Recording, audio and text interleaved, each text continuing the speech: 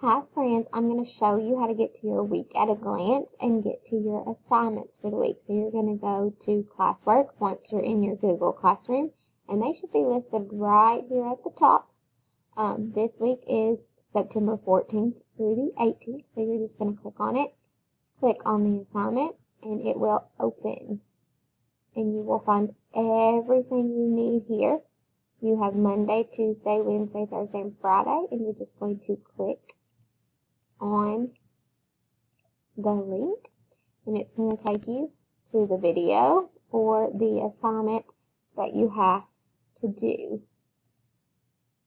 right here. Once you complete this assignment, you need to make sure that you turn it in to show that it's completed. Make sure you keep your tabs open also so that you don't lose your week at a glance, and just kind of click over.